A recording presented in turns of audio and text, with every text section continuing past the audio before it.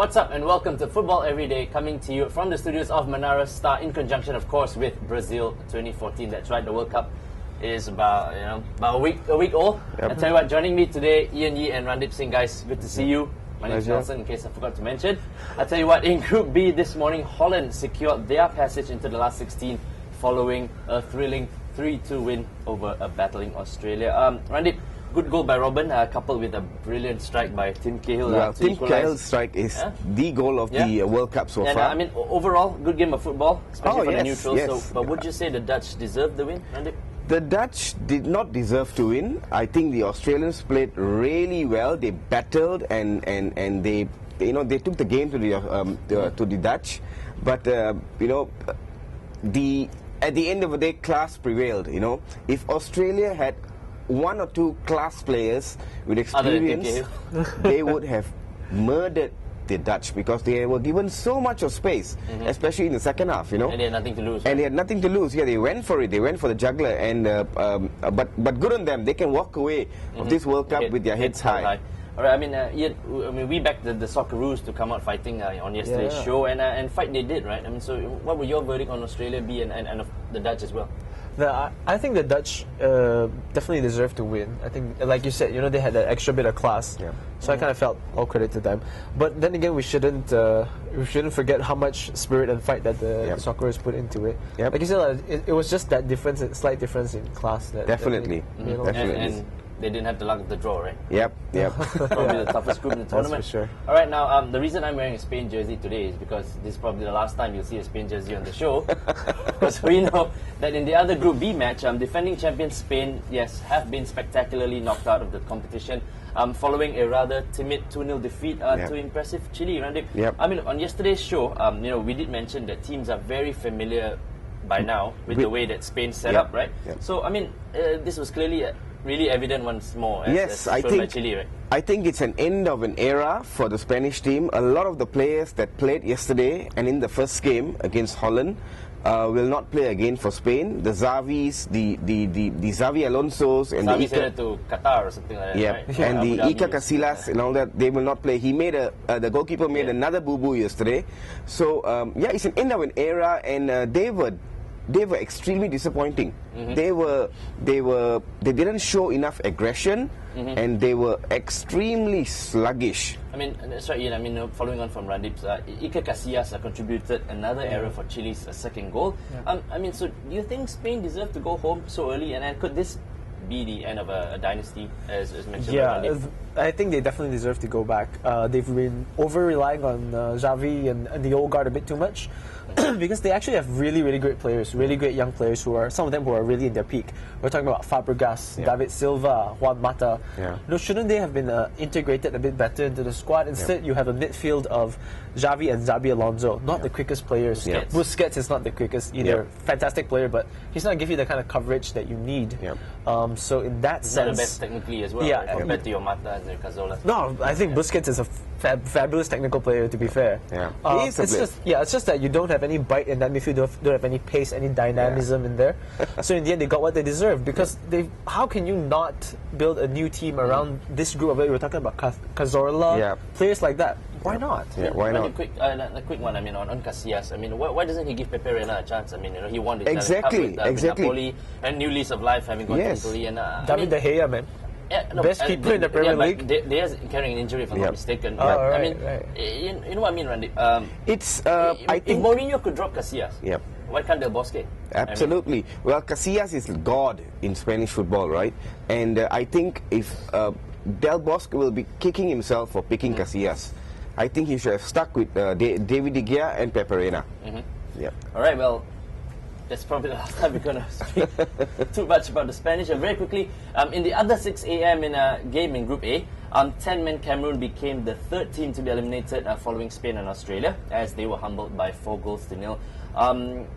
Randy, we did say that the indomitable Lions looked the weakest team in the tournament so far. And I'll tell you what, quick verdict on their exit, bro, because they proved it again last night. Having capitulated, they went down to 10 men in the first half. And they fought among themselves, the coach headbutting among themselves. Headbutting among themselves. I think that the Cameroon team should be embarrassed, and having said that, I think Croatia were very dominant, and it'll be a very tasty game when Croatia play Mexico. That's right, Ian. Very quickly, Croatia now could go through if they get a draw against Mexico, right? Yeah. Following that huge Croatia's 4-0 win. Sorry, Croatia have to win. Mexico have to draw.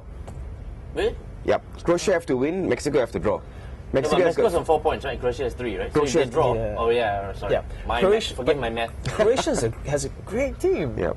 Really, really good team. And their coach came out and said following their win that they can mix it with the best, and they Yeah, were really unlucky Definitely. against Brazil. Right? Yeah, with no surprises there in that result. But of course, Cameroon just they were just horrible. I've never seen a worse World Cup performance from any team. That was really, really bad. Yeah. All right, thanks guys. Hold on to your thoughts. Great. Bye-bye Cameroon, and until we see you in the second segment of the show to take a look at tomorrow morning's matches. We're going for a quick break. See you soon. Back on Football Everyday. All in or nothing. It's a battle cry. A call to arms. The only way to live. The only way to play. It fuels them into battle. They step onto the field wearing war paint. Unleashing speed, energy and control. Bearing the marks of those that know there is only one way. Hunt or be hunted.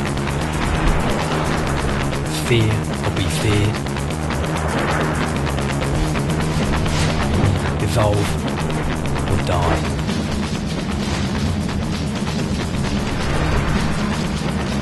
Black or white.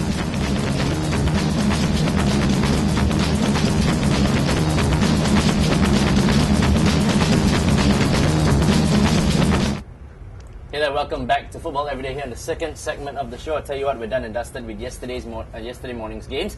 We're going to take a look at tomorrow morning's upcoming games. At midnight tonight, guys, impressive Colombia take on the Ivory Coast over in Group C. Both teams won their opening matches, and on paper, it doesn't look like too much separates these two sides, right? So you think this is going to be evenly balanced? Yeah, but I think Ivory Coast would definitely nick it.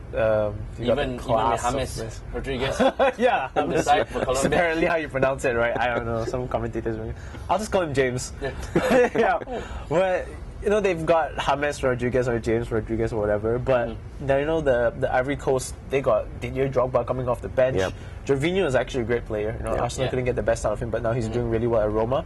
So with all these stars combined, I think they have just enough quality to do well. Yeah. I mean, Randy, would you agree with Ian's assessment? I think that of Ivory Coast and Colombia? yes, I think that this game, both of the teams will set out not to lose, because I think They're both in the driving seat. yes, Ivory Coast will think that we can beat Greece in the final game, and Colombia will think that they can beat Japan in the final game. Yeah. So these are the two teams that is going to go top and second in the group. So both will set out not to lose, and There'll I be- think there'll be a big the caution. draw is most likely.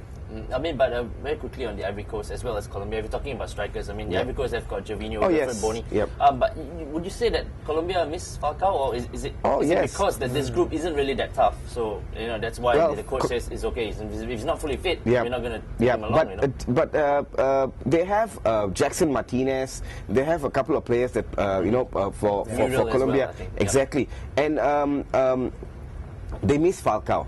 I mean, Falcao has been their top scorer, and he's a big loss. But it's a bearable group for Colombia. So I think that they will qualify. If not second, they'll be top. Right. Okay, give me a score prediction here. Wow, that's a tough one. I think I'm gonna go for a 2-1 to Ivory Ivory Coast. Yeah. Randy? A 1-1 draw. 1-1 draw. Yep. Okay, well, I hope to see goals. But anyway, moving on. The 3 a.m. kickoff would be the match of the night as England take on Uruguay in a high-stakes game, guys. Ian, we know a loss for either side, obviously. We'll see them eliminated from the tournament. So it really doesn't get more crucial and exciting than this, right? What a great game. This what is a the great World Cup. game. Yeah, and then there are all the subplots there as well. Suarez, he's not the most popular guy in England, except for some sections of Merseyside, maybe. Yeah. But apart from that, I think a lot of England fans would like to see him crash and burn. So that just makes the beautiful game beautiful, right? Makes it what it is. Yeah.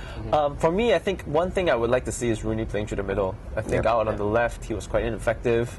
So if you really want to see him prove his worth, which the whole of England wants to see, right? Then why not stick him up front where he can do the most damage? And Sturridge can support him, and Sturridge has that gal to play behind the main striker as well. So why not give it a go? I mean, Randy, this is England's cup final, right? I mean, I tell you what, Coach Oscar Tabarez says Suarez isn't 100% fit. But do you think this could be some pre-game mind games? You think, or is he going to play? Well, Suarez's presence itself is a big lift for the Uruguayan players. Well, he can be half fit, he can be not match fit, but his presence itself is important for Uruguay. But I think that England are going to attack Uruguay with their lineup, with Sterling, with Rooney, with the Lalanas, and with the wing backs. Ross Barkley. I hope he plays too. I think England's going to attack, and I see a very fiery game, and I see a red card in this game. Okay, and I also no biting. I like the Sun's headline today in UK. It's time to bite back with all the England fans with the vampire fangs. So it's obviously referring to Suarez. All right. So we'll see what happens in that one. Ian, quick score prediction for you. I'm going to go for England on this. I think a half. For me, I disagree. I think a half fit Suarez doesn't work. It's like when they tried to bring Rooney when he wasn't fit, Beckham when he wasn't fit. We've seen that before. Doesn't really work that well. So I'm looking for England. I think they're going to be goals in this. I think maybe 3-2. To England, Randy? 2-1 England. Nah, I'm going with you. Okay, very quickly, lastly, the 6 a.m. kickoff sees Japan and Greece face off in another winner-takes-all match. Japan were decent against the Ivorians, Randy, in the opening match. So how would you rate their chances against the Greeks? I think, well, both teams are going to go all out. I fancy the Japanese because they are a bit more quicker. The Greeks, they are not very strong up front. So I think the Japanese are going to squeeze this. And they have to win this, right? They have to win this. Right. Okay, thanks very much, Ian. Randy, pleasure as usual. Right, before we bid you goodbye, do enjoy football, of course, but we want to hear from fellow football fans out there as well. And so if you'd like to win yourself a pair of Adidas Battle Pack footwear worth up to 800 ringgit, right? All you have to do is simply send in your most creative selfies, right? Either through photographs or videos. Send it to football@thestar.com.my or via Twitter at switchup.dot, switchup.tv, alright? Do of course include your full name, IC number and contact number so we can get in touch, alright? Well guys, that about wraps up today's edition of Football Everyday. Do enjoy your football and we'll see you soon.